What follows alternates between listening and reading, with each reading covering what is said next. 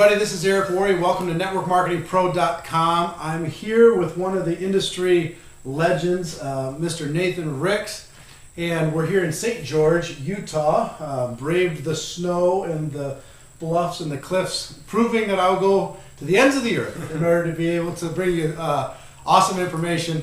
And this gentleman has been one of the true rock stars in our profession.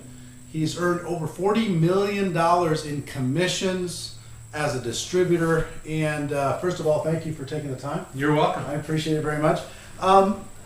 Just kind of start off, one of the things I love about our profession is we get to do and see things that other people don't get to do and see.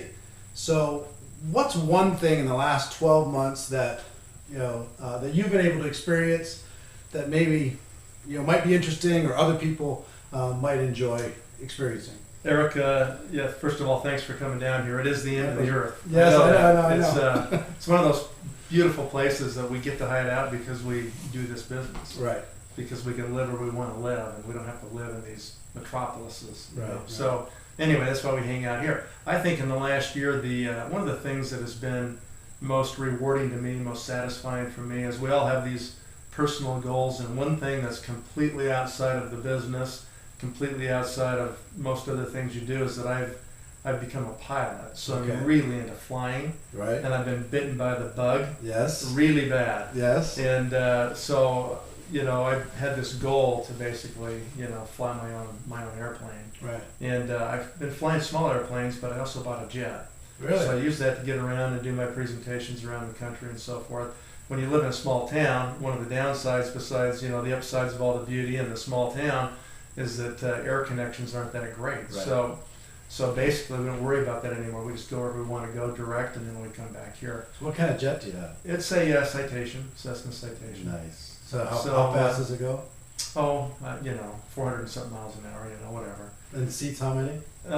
We can take 9 total with the pilots. I'm so jealous. But anyway, the key has been to learn to do that single pilot. Yeah.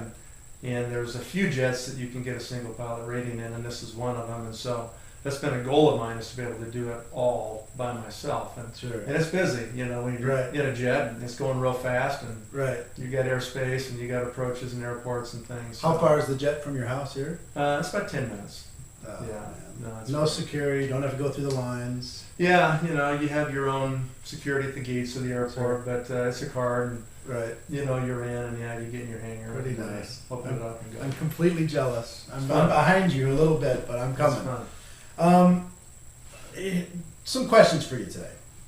First of all, we both of us are big fans of the network marketing profession. We think it's the best way there is to live. But it's true that there's misconceptions around the world about our profession. What do you think is one of the biggest misconceptions about our profession?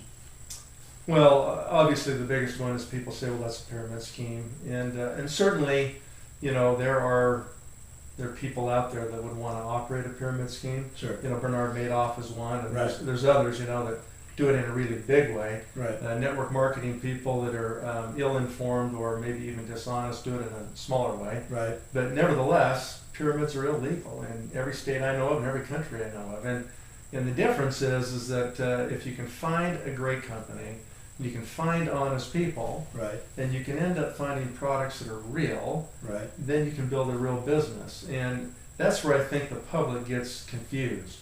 And part of the problem is the industry's confused with it. Sure. Unfortunately. Sure. It's There's been a few people out there that have gone out there. We always say network marketing done wrong is Yeah. your worst nightmare. Yeah. Network marketing done right is a fairy tale. Yeah. Yeah. And you got to find it and find the way that it's done right. And that comes down to management, company, a product line that's for real. Those key things. Compensation plan that's within the bounds that have been set out there. Those are the key components to find one that's real.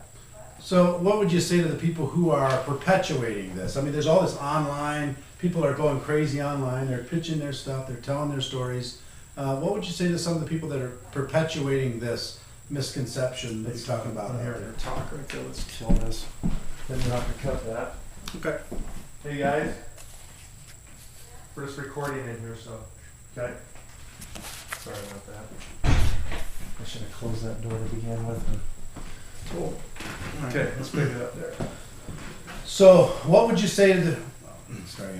So, what would you say to the people who are perpetuating the misconceptions out there in the marketplace? Well, I hate them. Yeah. You know, they ruin a great industry. They ruin what can be the greatest industry. Right. And it's unfortunate. And it's just, you know, it's up to us in the industry, I think, to expose that and educate people so they know the difference. Right. Otherwise, we end up with the black eye, and we get thrown out with the baby with the bathwater. Right. And that's really unfortunate, because this industry done right is so great, and it can change people's lives to such a degree that you know, people need to understand it. I completely agree. Well, here's a question for you.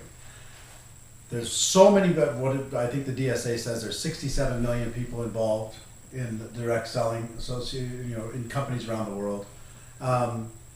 You've made $40 million in commissions in the 20-some years that you know, a little bit more than 20 years that you've been involved with the profession.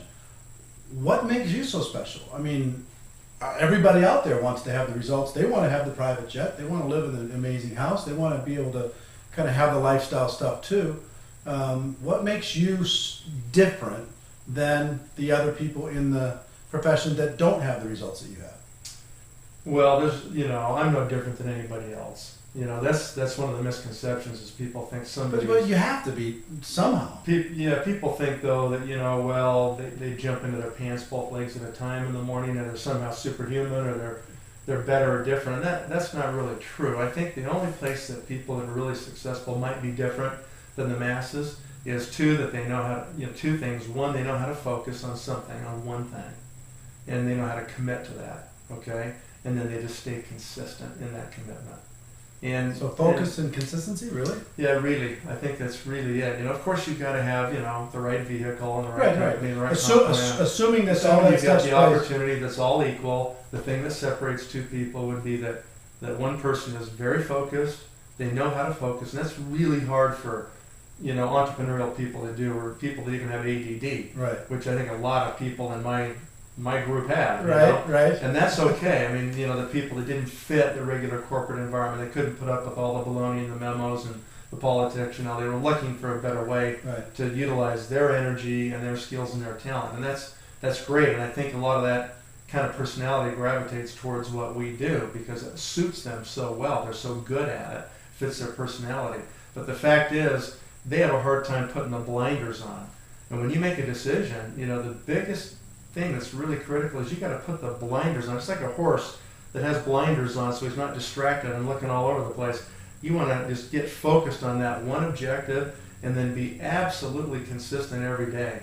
And that's the biggest thing people can't do. You know, people say, well, I'm committed. They don't even know what it means when they say the word to be committed, you know. I mean, people don't know commitment. They don't know what it means to do that. Yeah, they're looking for, well, don't you think that so many people come in with this lottery mentality, you know, hoping to get in quick before their neighbor does? They're not necessarily learning the skills. Well, that mentality is appropriate in a pyramid scheme where you've got to be the first one in. Sure. But with this company I'm with, I didn't join until it was 5 years old. Right, right. I wouldn't even look at one unless it's 5 years old because they don't even know. They don't know if they can even pay the plan they promised. Exactly. Right? So for me, I think once you've decided, it doesn't really matter how old the company is or any of that stuff. That's really immaterial. What matters truly is, can you really focus and can you really be committed? Let me ask you what you mean by that, because focus and consistency, I would agree with that. With the same thing with me. I've had the ability to do that, and I know many of the other top leaders that I've talked to have the same ability. Assuming that people pick a good company and they've got good products and good compensation, all that stuff's solid. Assuming that, when you say focus on what? Well, you got to just be focused on meeting the objectives of the compensation plan. Okay. You got to be focused on people. You know, that's the key component here. Those are the assets of your business. Right. Are your key downline distributors. And so what you have to do is be really focused and really consistent. And the problem is that people will be consistent for a week. Right. Then they get blown off course, you know. And life happens to everybody. You know, problems, you know, work problems, children problems, divorce, you know, failures, deaths, you know, disappointments. That's life. That's going to happen to everybody. Can you focus through those bumps in the road that happen to everybody? Or are you going to get bumped out of the cart and then be back to regular life? And then you have to say, so So what's different now? So Right. you're going to go back to a job. You're going to go back to, where does that go? Right. That doesn't go anywhere. Right. That's not really. That's just treading water and paying your bills, and Right. you're never really making any real progress, right?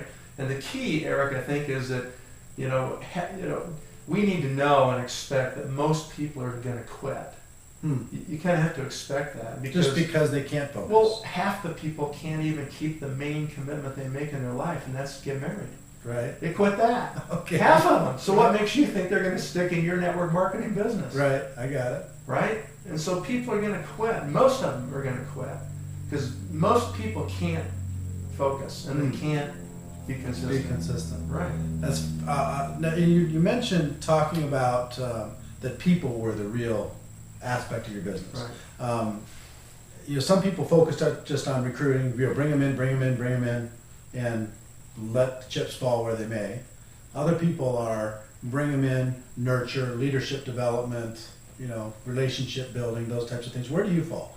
That's absolutely the second one. I mean, it requires focus and commitment on their part, and if I don't see that out of a person, I don't waste a lot of time. I can't make them, be ready at the right time of their life. I look at it like 12 o'clock straight up is when they're ready. Right. And some people, you talk to them and they're at 3 o'clock, and some are at 6 o'clock, and some are at 9 o'clock, and some are at 11 o'clock, but they're still not at 12 o'clock. Right. So I'm just going to go, when I recruit, I'm going to talk to enough people that I hit them right at 12 o'clock when they're ready. And I can't make it 12 o'clock in their life. I can just find them at 12 o'clock. Sure. Okay? So once I find them at 12 o'clock, then what I do... Wait, back up for a second, because I think that's an awesome point that you made, is you're not going to make them be 12 o'clock. You're not going to make them... You can't. You're not going to convince them that it's 12 o'clock for them. Right. You're going to talk to enough people that you will find somebody that's at 12 o'clock. That's a fascinating concept. Well, and I think everybody gets at 12 o'clock at some point or another in their life. That you have to wait for that to happen. So that's why people have to be talking to enough people and just having the conversation. Right. And if they're 11 o'clock, put them in the file and call them back in 6 months, call them back in a year. Some of my best people, it took me 5 years to get them in. Sure. 5 years of recruiting them. Wow. That's okay. I just, I'm not going anywhere, and I know that eventually they'll be at 12 o'clock. And hopefully you're talking to them. Yeah. That's what I see so many amateurs do. They talk to somebody once, and because they're not at 12 o'clock, the person says, yeah, it's not a good time. And then they never, ever talk to them again, or they get mad at them and close the door, they hurt the relationship. Right. Or they're offended because somehow they're insecure enough, and the person said, I'm not ready, or it's not the time for me, or I'm not interested, Sure. None of that means anything. They'll eventually get there. What do they have? They got nothing. They got a job, maybe. Right. But they'll probably lose anyway, or they're not going to stick with it anyway. They're not going to have any future anyway. They're just renting their life to somebody, okay? Right. So eventually you got the gold. Sure. They're going to want what you've got eventually once they finally mature enough right here personally in their personal financial progress that they finally realize that they got to do their own thing. They got to have something for them. That's the only security they're ever going to have, So that's the key, is just to realize you can't make it 12 o'clock. You just got to find them at 12 o'clock.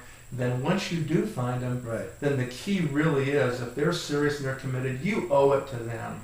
If they're going to make that kind of commitment and really demonstrate that focus, they're making life decisions. You owe it to them to really do all you can to help them build a group. So the real key is, if somebody is focused and consistent, that they demonstrate that to you. They come in. That's right. And if they demonstrate to you that they're focused and consistent by their actions, by calling me every day. I have to call them every time. They calling me. They're bringing Do you people tell to them me. to call you every day? Absolutely.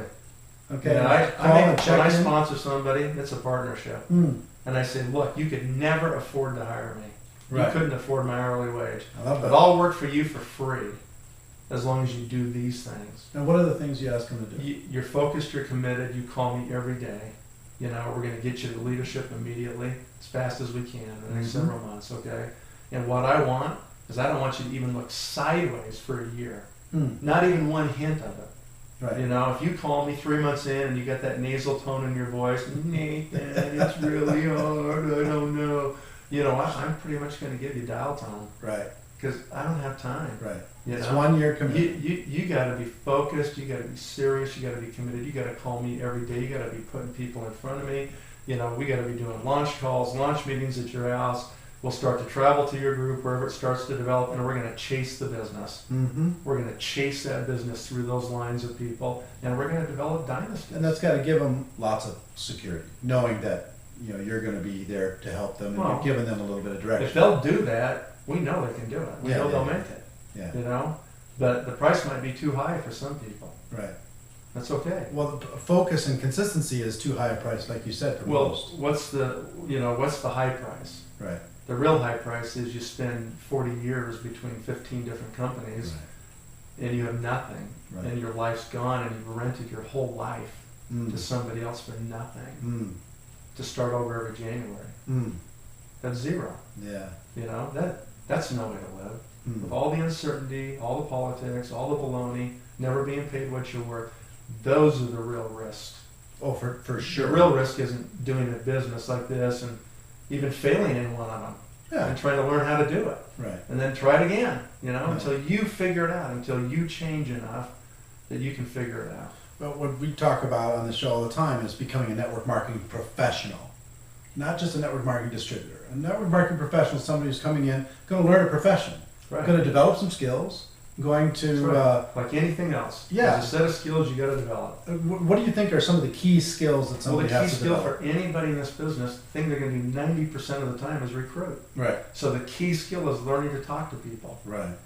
And some people have a hard time doing that. Yeah. And so I tell people, if you're an introvert, you got to become an extrovert, Yeah. or you're not going to make it. Or at least, I'm a fairly introverted person. I just learned to fake it in those moments. Kind of psych myself up for those moments. So for me, it's not even so much faking it. I'm kind of introverted too. Yeah. But it's that you care about people. No. If do you that. love people, you'll do okay. Right. That's really it. And if you have a hard time saying hi, tell them walk around the whole week and just everybody you see make eye contact and go hi. Hi, hi, how you doing? Learn to say hi to people. Some Right. people have never done it. Right. The next week, add a sentence to it. Hi, how are you? Right. Hi, how are you? Hi, how are you? And then add another sentence. And just get to Sure. where you can talk to people. But if people are focused on developing that skill versus hoping to get lucky inside of our It profession. is so easy to do this if you're willing to talk to people. And don't take anything personal. I just want to get into a conversation. I might not even try to recruit you. Sure. I'm just trying to find out if you're at 12 o'clock or not. No, I love that. That's all I'm trying to do. I'm in a conversation. And it won't even take, if you're at 12 o'clock, it won't even take 5 minutes when you'll say, yeah, I'm pretty sick of what I'm doing, or my boss is driving me crazy, or my back's killing me and I need something. Or Right. they'll open the door wide open within 5 minutes if they're at 12 o'clock. And you just drive through it. I love that Right there. wait for 12 o'clock concept. I think that's just absolutely awesome. Anyway. Now, there's a lot of people that really focus on systems. In other words, they bring people in, they throw them into systems. And then there's other people who focus on, they have a process, but it's more relationship oriented. I'm guessing that yours is a little bit more relationship and coaching oriented. Yeah, it is. I think that's really the key, because systems tend to be, well, you're going to buy this package of leads from me, you're going to call these people, you're going to say this script, you're going to do this thing. That's a lot more mechanical. It's not very humanistic. It doesn't really relate to people. Have you seen that? Have you seen that work? Or well, it does for a while. for a while? But the problem is, in network marketing, you're dealing with your family and friends and neighbors, and hopefully you're dealing with the people you care about most. If you think it is a scam and it's a pyramid and you don't want to talk to anybody that's a big red flag. You better exit that situation. I have people come in and say, well, I don't want to talk to anybody I know. Right. I'm like, well, what? Why? Right. You don't believe in it. You don't believe in the system. You don't believe in the products. You don't believe in the industry. I mean, what you just want you just want to run out there and take advantage of a bunch of people? Is that how you're viewing it? I mean, if that's the way you're viewing it, you're all screwed up. Right. I don't got time to work with you because you don't believe it. Right. And you better not do it if you don't believe it. Yeah. And so you should talk to the people you care about most if you really believe it. Right. For sure. So friends, family, neighbors, contacts, it's FFBC. Right. Those are the 4 networks everybody has. Okay. Friends, family, business, community. Okay. And I just want them to, think about those 4 groups and we're going to write down names, and we're going to go to the hottest family member, the hottest friend, the hottest business contact, and the hottest community contact. Mm-hmm. Okay? And start down the road. Then we're going to start 4 groups, and we're going to see what happens. Now let me ask you this. There's so much happening today with social media, Facebook and Twitter, and people are connecting, and they're developing substantial, not warm markets, but medium warm markets. They're not cold. They're developing real relationships with people.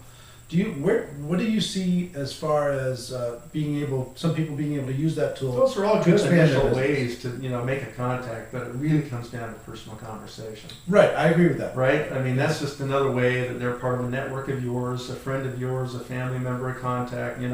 Sure, those are all great things. Okay, but then it comes down to talking to people. I mean, we make extensive use of Skype. We do that all the time as a new tool on the web that we can use to have face-to-face conversations with the video portion, or just voice conversations, share files, whatever, okay? So there's lots of things you can do from a technology point of view, but it comes down to that person. That person's got to believe that they're going to have a future here, that there's an opportunity here. And so that comes down to me relating directly with that person and saying, listen, this is a partnership, Right. You push on the gas, I'm going to push on the gas. You let off, I'm going to let off. Because my time's my most valuable asset I have. Especially, I love that you couldn't afford me. Yeah, well, for most people, they're starting part-time anyway, right? Right. So that 1 hour a night they have, or weekends or evenings, that's when they're going to start building their business. They're working for the man still 8 hours a day. So time is really limited. Time's their most critical asset. They can't afford to waste any time. So if you see somebody pulling back, you got to pull back and go put your time someplace where you're going to get the return with people that get it. Right. Okay? And I just tell people, I'll match you energy for energy. Right. Whatever energy you're going to put in, I'll match it. You put it in, I'll put it in. You pull back, I'm going to pull back. Yeah. So just realize that's going to be the partnership. That's going to be the relationship. And if I'm not working in your group and in your downlines, believe me, I'm working in somebody else's. Sure. If I'm not working in yours, I'll be out creating your competition. Right. That's what's going to happen. Well, you mentioned working for the man, and you mentioned the challenges that people have, especially in our economic situation, working for other people, small business ownership, sales careers, blue collar, all these incredible challenges that are in those arenas. Right. Our economic situation is worldwide. It's certainly changed. The rules have changed. What do you see as far as what's going to happen this era of network marketing in this economy? What do you see as what's going to happen? What's the big opportunities? What are people going to be looking at? The economy is changing, and today the world economy is a lot more integrated than it was 20 years ago. When I started this industry, there was a day when you could get commissions out of different countries, and if one country had a recession, it didn't affect the other countries, and it was this really nice, diversified income stream, right? Well, today it's all interrelated. So everybody's getting hit today, and we're in an unprecedented time. And nobody wants to say the D word, but we're basically in a depression, okay? It's ugly, and it's going to get a little bit worse, through 2009 before it starts to get any better. And we're going to see thousands of banks fail this year in this country and around the world. Europe is probably in a worse situation than we're in right now. So it's really tough, and that just creates a tremendous pool of people that 2 years ago wouldn't even listen to us. 2 years ago, they could put a house under contract and make 20 grand before they even closed on it. Why work? Right.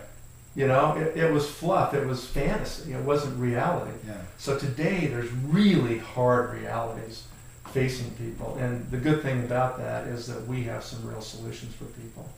So that's the good news. Yeah. Okay. Now, today people are not looking for investment opportunities because they don't have any money to invest. Right. They're looking for income opportunities. And that's what this industry provides people. We give people an immediate ability to create income. And that's what people are looking for. So in times like this, we do really well. Do you see us? I think we need to be able to we have an opportunity to tell the story. And I think we need to do a better job of somehow saying to the world, look, the scariest place to be in the entire world, the most insecure place to be in the entire world is working for a company. Right. Today. I'll tell you the 2 reasons that network marketing is the best business vehicle on the Please. planet. Okay? And these are not really discussed openly in our industry. Oh, great. But this is after, my small brain thinking about this for 20 years, okay? I mean, $40 million worth of results, all right. These are two things that make a lot of sense. And, if there's anybody who's, a corporate chieftain who's listening to, this interview at some point, or a business owner, you're going to understand this. You're going to hear this right now and understand it, okay? So, number one reason is that this industry is completely efficient. That's why people like me can make a lot of money, okay? Because I've been here 20 years, doing it every day. I don't really take a whole bunch of breaks. I'm just consistent because I love the business, because I love people, because I want to help them be successful like I've been. Right. Okay? So here's the number one thing. If you're a slug and you work in a big company and you're kind of hiding in there and you're hoping nobody finds out about you because you're a slug and you don't even really produce anything, you actually distract people that are trying to do their job. Right. You're kind of a disruptive person. Huge corporations are full of these kind of people. They're hiding out in these companies, and right now they're trying to find them and get rid of them. Right. Because those people are dead weight. And if you're a productive person and you work in that same big company, you're hauling that unproductive person on your back. You're trying to produce enough for you and to pay their salary. Okay? And big companies, by their very nature of the traditional employer-employee structure of the world that's been out there for 100 years, that model is becoming more and more broken because it has to carry lots of unproductive people. Now, if you can, have an inefficient system like that, and you could change it, and you could make it completely efficient, and in this business of network marketing, the reason it's efficient is I don't get paid anything unless I produce. Right. Period. Right. It's completely efficient. I don't have to haul anybody on my back. And so if you're a productive person, and you're working in one of those big companies, and you finally recognize all this, and you recognize how many people that really don't produce anything in those companies, they just sit there and push paper, or go to meetings, or push memos and take a salary home, and the company has to pay their benefits and their overhead and their insurance and everything else, and you realize that you're paying for all that with your productivity. That's a nightmare. That drives you crazy. So what happens, it's like insurance pools. Health insurance pools, your health insurance goes up and up and up because over time, the healthy people exit and the pool just gets stuck with all the sick people. And that's kind of the way big companies are, is that, smart people that go, I don't want to carry everybody, they start looking for opportunities that are more efficient, where they can get paid more what they're going to produce, okay? They're not afraid of being paid for production. Right. They want to be paid for production. They're confident people. They leave all the slugs and the non-producers in those companies. And they get worse and worse and worse as time goes on, because good people go, there's better ways, I'm out of here, I'm exiting, okay? And so that's why it's becoming more and more broken as time goes on. And more productive people are going to find their way to places where they can be more closely compensated with what they know they're producing. Okay, well, if you want to be completely compensated, totally tied to what you produce, network marketing is your vehicle. There's nothing that's more efficient in the economy, and that's why you can make so much money. Right. Okay, so that's a really important point, is why people need to think about that, okay? And it ties to the second point, and that is there's so few things out there. There's really no other business vehicles where I can give you the same exact opportunity I have. So if you think about a small business, you can't do it. There's the owners and there's the employees. And the employees will never be motivated like the owners are. No, never. The owners are the first ones there. They're the last ones to leave. They turn off the lights when nobody else does. They pay everybody else, and if there's anybody left, they pay themselves. Right. And they can't make everybody the owner. Right. Okay, there's just not enough to go around to do that. And that's the flaw. Okay? In this industry, everybody's an owner. Everybody owns their own distribution business, so to speak. So everybody can have the same opportunity. I've got numerous people that are underneath me in my downline, in my network, that make more money than me. Yep, me too. Okay, and that's the ultimate proof. It's not a pyramid scheme. In a pyramid scheme, the top guy's going to make the most money no matter what. What you really have with real network marketing is just a production cube. And if somebody wants to build a bigger production cube of volume than my cube, they're going to make more money than me. It doesn't matter if they're underneath me, above me, whatever it is. They got their own business, right? That's right. So I can give every person the exact same opportunity, and that's really, really rare. That you can empower somebody to have exactly what you have. Right. It's really pure. It's Fascinating. very good. I love that, and I think we need to tell that story better to the whole world. Yeah. We tell it to each other. We need to tell it to the whole world. Hopefully, this will be a part of that. Let me ask you this: you've been around for 20 years. You made $40 million. You've helped hundreds of thousands of people, I'm sure, around the world. During this process, was there any major defining moment, some moment where something just clicked and you went, oh, and then your business was completely different from that point forward? I'm sure there's many. Yeah, I mean, over time, you obviously have different experiences with different people and different scenarios, but I came out of the real estate industry, and when I had first joined this company that I'm involved with now, I went out and I started calling my friends, and I called a friend of mine that I used to do very large deals with, right, $1 million deals with, and he worked at Coldwell Banker, and so I called him up and I said, I'm going to come down and talk to you. I got to show you this. And I remember walking in to his office, and he was busy, and the secretary said, go in the conference room, he'll be in a minute.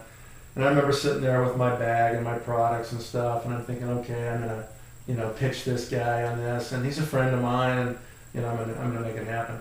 And he came in the conference room and he goes, what's up? I'm real busy. What's going on? What do you got? And I said, well, I've got this thing that I am really excited about. I think it's the greatest opportunity I've ever seen in my life. And he goes, well, what is it? And I said, give me your hand. And I grabbed his hand and I went, squirt, squirt, right, squirt, like that.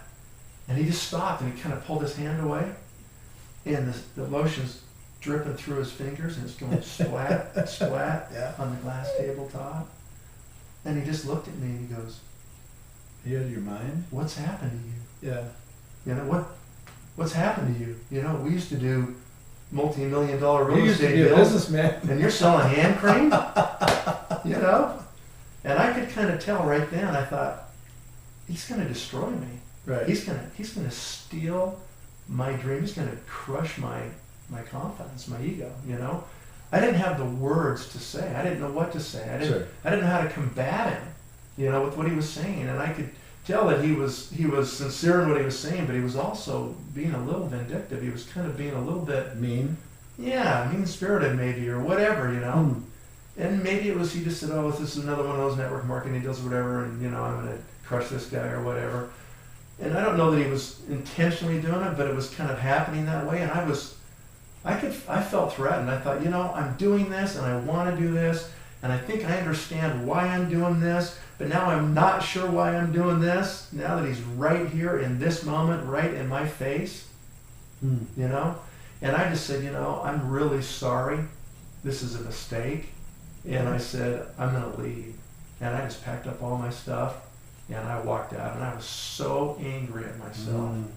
And I remember going down the elevator, and I get into the parking structure, and I'm so mad. I remember I opened that car door, and I took that bag, and I threw that bag as hard as I could, and I smacked against the other door and fell down on the floor. And I sat there just white-knuckled, gripping the steering wheel, and I'm thinking to myself, why didn't you say something?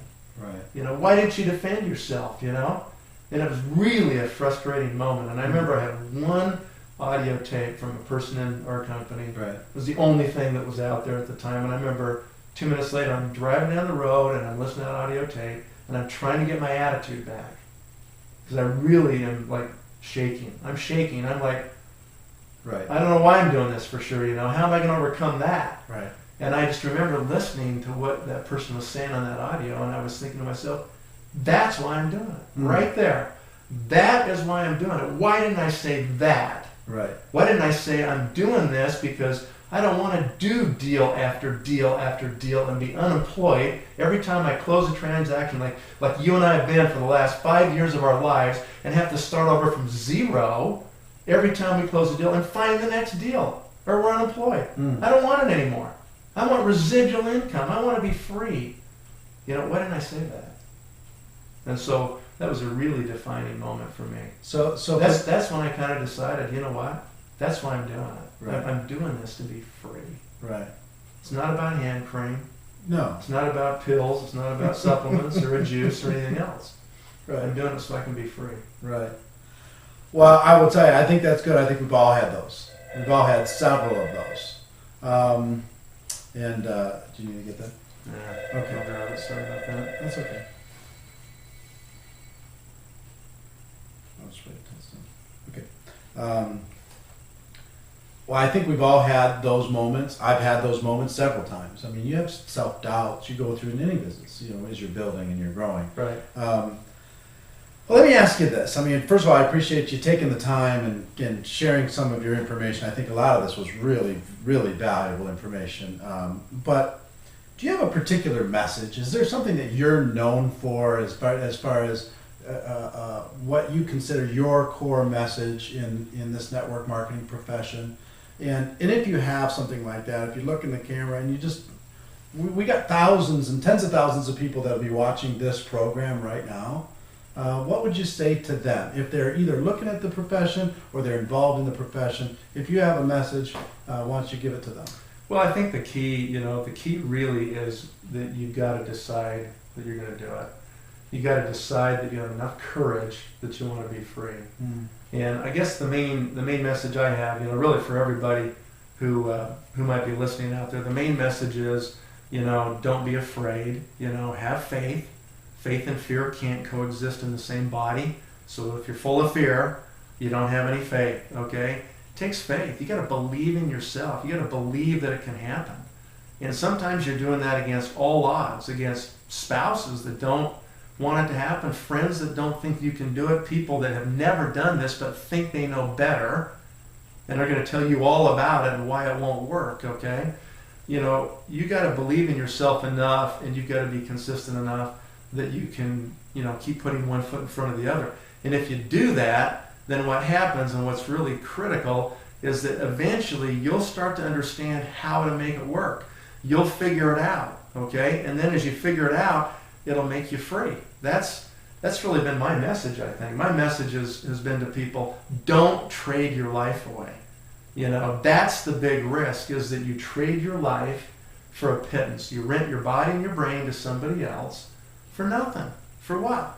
So you can start over in January with nothing and hope that you still have a place to go show up? What's so great about that? Where's the security in that? There is none. It's an illusion. The only security is in you, right here and right here. That you're willing to be focused and consistent, and you're willing to exercise faith. And if you're willing to do those two things, you can do it. Well, thank you very much. I appreciate you taking the time. Ladies and gentlemen, here's what I would ask you to do. With great information like this, and there's going to be much more coming, at the end of this program, comment. Put your comments. Did you like it? Did you hate it? Did you agree or disagree? Do you have any follow-up questions for me? I'd be happy to answer in future shows. I'd be happy to do that. But please be part of the discussion. Be part of this process of helping our profession go to the next level. So to close, what I will do as always is my hope for you is you decide to become a network marketing professional. I hope you decide to go pro. If you do that, we can be the change that we're looking for in this great profession. Everybody take care, and from St. George, Utah, we'll see you next time. Bye-bye. All right. You rock, man.